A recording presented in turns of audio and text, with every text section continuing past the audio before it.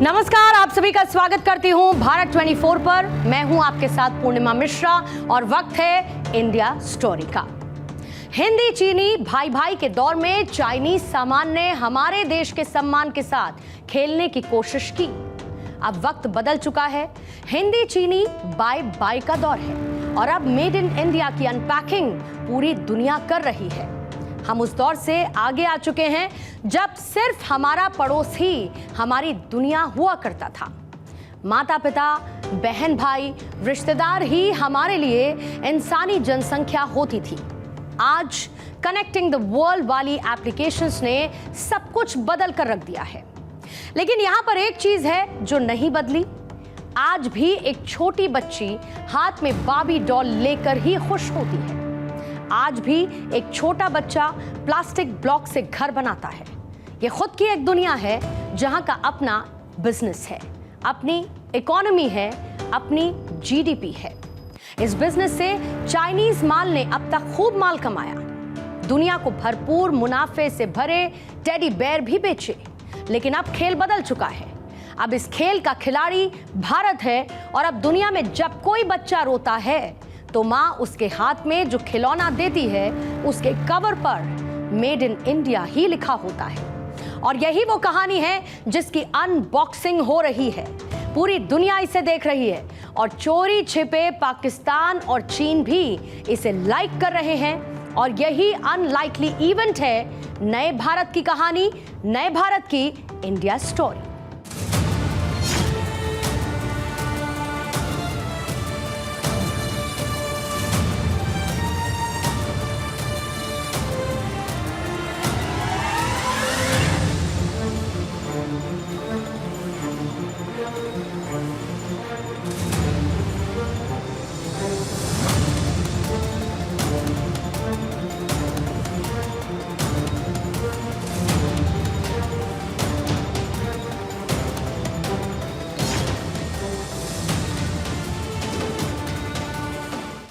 खिलौनों का इतिहास कोई आजकल का नहीं।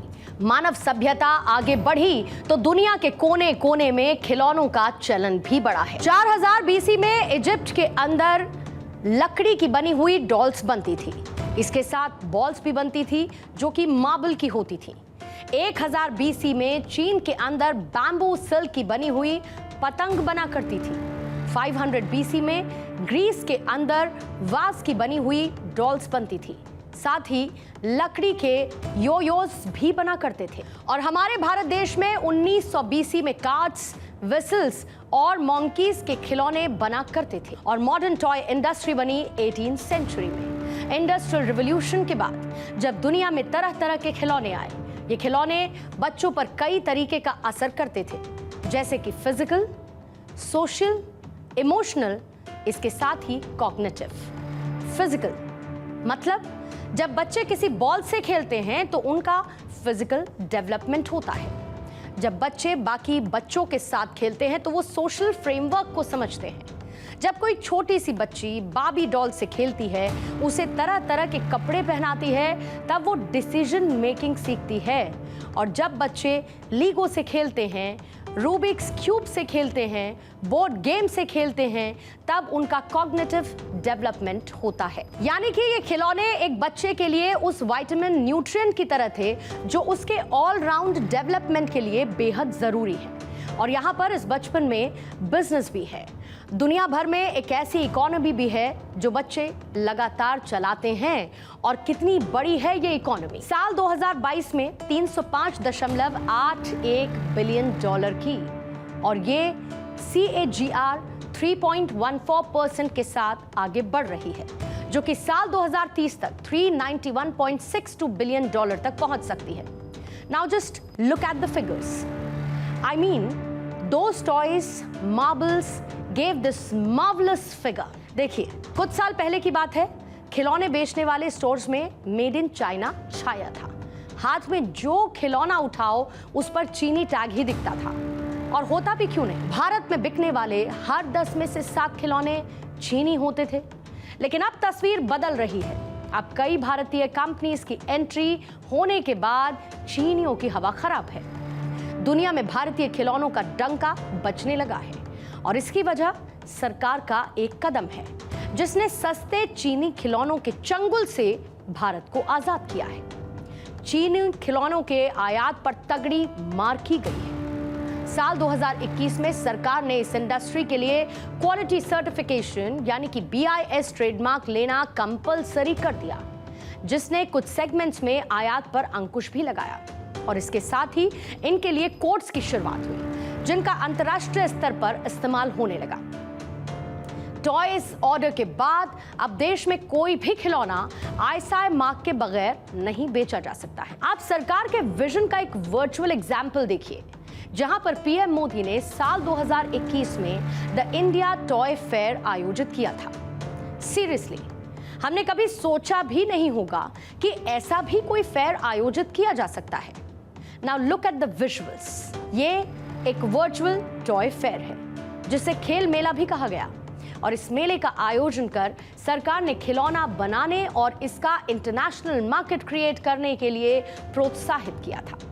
साल 2020 में अपने मन की बात कार्यक्रम को संबोधित करते हुए प्रधानमंत्री ने कहा था कि खिलौने न केवल क्रियाशीलता बढ़ाते हैं बल्कि महत्वाकांक्षाओं को पंख भी लगाते हैं। खिलौने जहां एक्टिविटी को बढ़ाने वाले होते हैं तो खिलौने हमारी आकांक्षाओं को भी उड़ान देते हैं।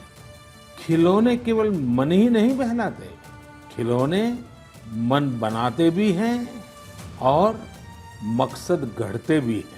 आपको ये जानकर आश्चर्य होगा कि global toy industry 7 lakh crore रुपए से भी अधिक की है। 7 लाख करोड़ रुपयों का इतना बड़ा कारोबार, लेकिन भारत का हिस्सा उसमें बहुत कम है। देखिए साथियों, टॉय इंडस्ट्री बहुत व्यापक है। गृह उद्योग हो, छोटे और लघु उद्योग हो, MSMEs हो, इसके साथ साथ बड़े उद्योग और निजी उद्यमी भी इसके दायरे में आते हैं। इसे आगे बढ़ाने के लिए देश को मिलकर मेहनत करनी होगी। यहाँ सरकार की कोशिशें रंग लाईं, भारतीय खिलौनों का बाजार पूरी दुनिया में बना। और हाँ, भारतीय खिलौनों के बाजार को आप छोटा मोटा समझने की भूल मत करिएगा। ये कारोबार $1.5 अरब का है और यहाँ पर समस्या सिर्फ इतनी है कि इस खेल में ज्यादातर खिलाड़ी असंगठित हैं। कुल मार्केट में 90% हिस्सेदारी इन्हीं की है और आने वाले 2 सालों में भारत का टॉय मार्केट $2 से $3 अरब का आंकड़ा छू सकता है, यानी कि ऑलमोस्ट द डबल। जहां पर अंतर्राष्ट्रीय स्तर पर डिमांड 5% की बजाय बढ़कर 10 से 15% की होने की उम्मीद है। केंद्र सरकार के कदम के चलते कंपनीज ने इनोवेशन पर जोर दिया है।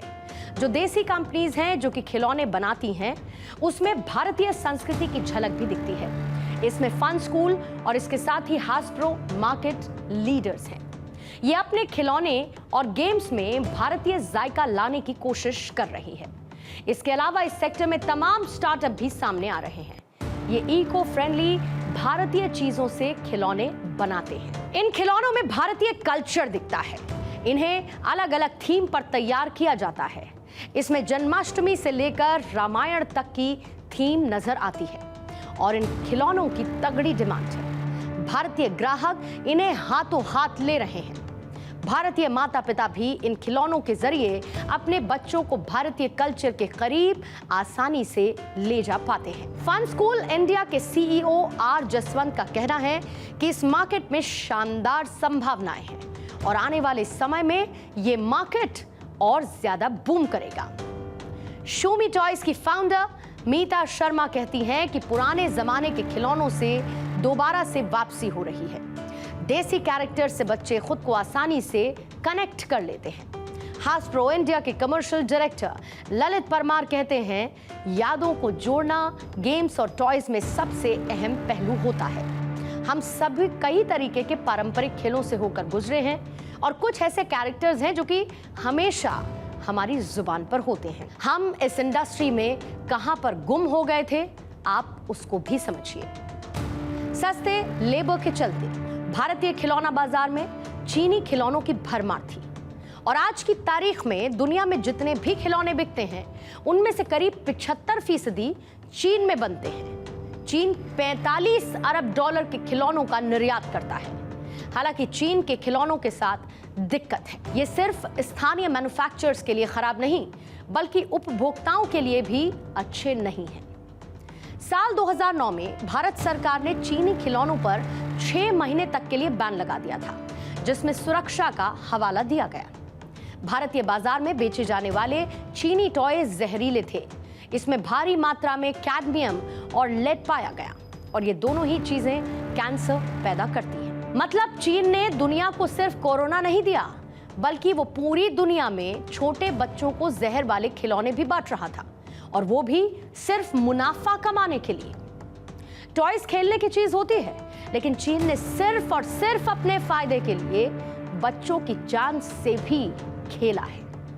छोटे बच्चे जब खिलौनों से खेलते हैं तो खेलते खेलते खिलौनों को मुंह से भी लगा लेते हैं, और जब वो इतने खतरनाक केमिकल से बने हैं तो इन खिलौनों को मुंह से लगाते ही आप सोचिए कि इसका बच्चों पर क्या असर पड़ता होगा। लेकिन ये रिपोर्ट आए कई साल हो चुके हैं और दुनिया भी अब चीन की चालाकी को समझ चुकी है, और यही कारण है कि भारत में चीनी खिलौनों के आयात में 57% की गिरावट देखी गई है, जो कि 2018 और 2019 में 371.69 मिलियन डॉलर से घटकर 2022-23 में 158.70 मिलियन डॉलर तक पहुंच चुकी है।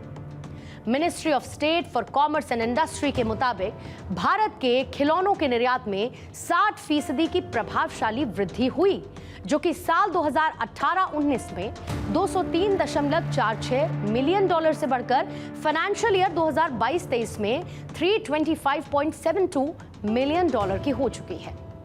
भारत ने हालिया वक्त में ही यूएई और साथ ही मिडिल ईस्ट के साथ एक फ्री ट्रेड समझौते पर हस्ताक्षर किए, जो कि मेड इन इंडिया खिलौनों के लिए जीरो ड्यूटी मार्केट में अपनी पहुंच को बनाने के लिए एक अवसर प्रदान करता है। अब इस खेल बाजार में अलग अलग सेगमेंट्स हैं, जैसे कि कुछ बच्चों को गुड्डे गुड़िया से खेलना पसंद होता है, कुछ बच्चों को बॉल से खेलना पसंद होता है, और इसीलिए इस मार्केट में अलग अलग सेगमेंट्स की हिस्सेदारी पर एक नजर डाल लेते हैं। जैसे कि आउटडोर एंड स्पोर्ट्स टॉयज होते हैं, जो कि खिलौनों के बाजार का सबसे बड़ा सेगमेंट है, जो खिलौना बाजार में 25 से 30% की हिस्सेदारी रखता है।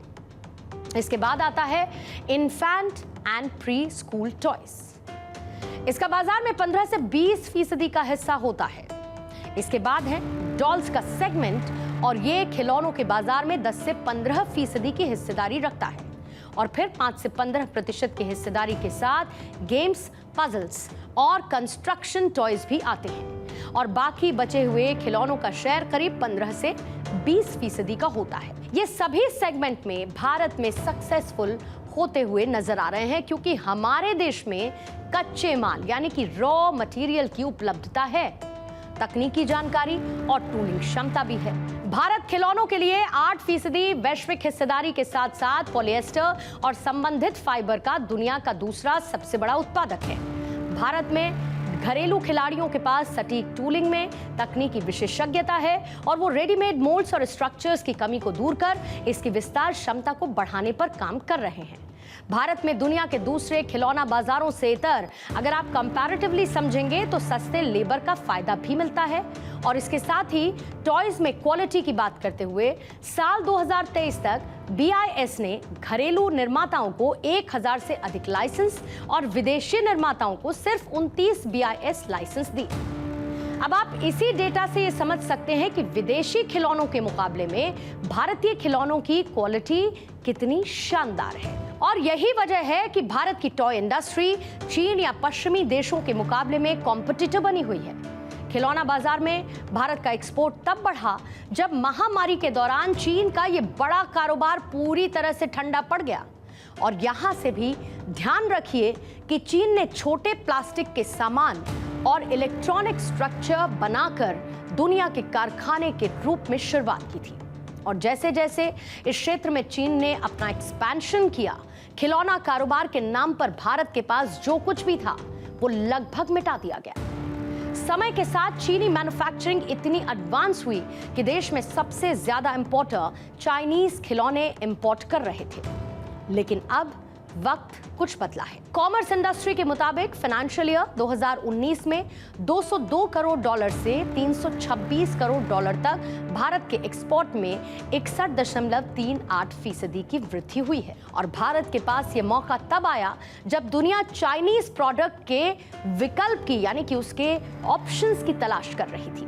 भारत के पास एक विशाल घरेलू बाजार और खिलौनों के बड़े पैमाने पर मैन्युफैक्चरिंग का सपोर्ट करने के लिए पर्याप्त मांग है यानी कि डिमांड है। भारतीय आबादी का लगभग 25% 0 से 14 इयर्स की कैटेगरी में आता है, जो कि एक बड़ा कस्टमर सेगमेंट है।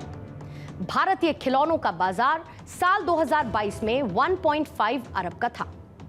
आईमार्क ग्रुप की 2022 की एक रिपोर्ट ये कहती है कि अगर भारत की टॉप इंडस्ट्री अगले 5 सालों में 12.5 से 13% की वार्षिक वृद्धि दर से आगे बढ़ती है तो साल 2028 आते आते ये 3 अरब डॉलर तक पहुंच जाएगी। यानी कि हर डेटा, हर चार्ट में भारतीय खिलौना बाजार ही टॉप कर रहा है। टॉय इकोनॉमी की गद्दी हमें बुला रही है, जहां पर हमें जाना है, क्योंकि अब हम सिर्फ खिलाड़ी नहीं बल्कि हम ही पूरा खेल हैं। और इस खेल में खिलौना भी हमारा होगा और जमाना भी हमारा होगा, और हाँ, मुनाफा भी हमारा होगा। और यही मुनाफा विकसित भारत की सड़क का आखिरी माइलस्टोन होगा।